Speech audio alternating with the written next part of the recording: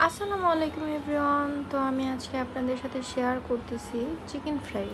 আমি ঘরে কিভাবে মজাদার চিকেন ফ্রাই বানাই ওইটাই আপনাদের সাথে শেয়ার করতেছি। তো আমি ঘরে যে মশলাগুলো থাকে ওইগুলোই ব্যবহার করি। এক এক সময় এক একটা থাকে, আবার এক এক সময় এক একটা থাকেও না। তো হাতের সামনে যা পাই তাই দিয়েই বানাই। তো আলহামদুলিল্লাহ অনেক মজা হয়। তো আমি দিব হচ্ছে আদা রসুন বাটা, গরম মশলা, মরিচ গুঁড়ো, হলুদ গুঁড়ো, ধনিয়া গুঁড়ো, জিরা গুঁড়ো আর হচ্ছে টমেটো সস। এই যে দেখুন মাংসগুলোকে আমি কিভাবে কেটেছি, একদম চিকন চিকন করে কেটে নিয়েছি। এভাবে করলে কি হয়, এভাবে করলে মশলাগুলো মাংসের গায়ে গায়ে লাগে, তো খেতেও মজা লাগে অনেক। তো আধা ঘন্টা আপনারা রেস্টে রাখবেন, তাহলে কি হবে, মশলার একটি এক্সট্রা গন্ধ থাকে ওইটা আর আসবে না। তো আমিও আধা ঘন্টা রেস্টে রেখে দিয়েছিলাম। এখানে আটা নিয়ে নিয়েছি, আপনারা যে কোনো জিনিস নিতে পারেন, আটা, ময়দা বা ময়দার মধ্যে একটু কর্নফ্লাওয়ার দিতে পারেন, আটার মধ্যে কর্নফ্লাওয়ার দিতে পারেন।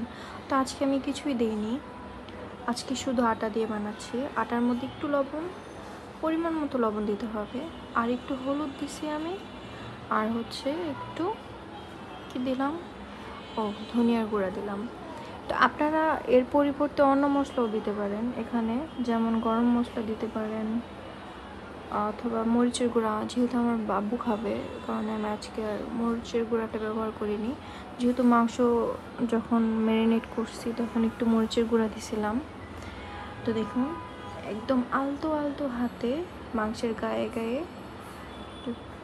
মিশাতে হবে আটার ইয়াটা কি বলে এটাকে,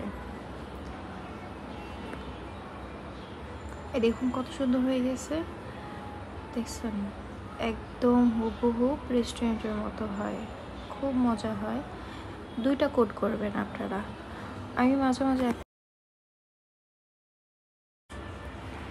দুইটা কোট করলে কি হয়, একটু ক্রিস্পি থাকে অনেকক্ষণ। তো আমিও দুইটা কোট করে নিয়েছি।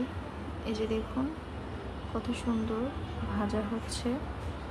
তো আমার ভিডিও আপনাদের ভালো লাগলে আপনারা লাইক করবেন, শেয়ার দিবেন, সাবস্ক্রাইব করবেন এবং আমার পাশে থাকবেন, যাতে আমি আরও নতুন নতুন ভিডিও বানাতে পারি, আরও উৎসাহ পেতে পারি আপনাদের মাধ্যমে।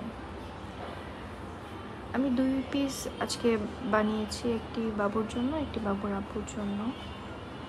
তো আপনারা যদি খেতে চান আমার বাসায় দাওয়াত রইল, আপনারা এসে পড়বেন। টাটা, বাই বাই, আল্লাহ হাফেজ।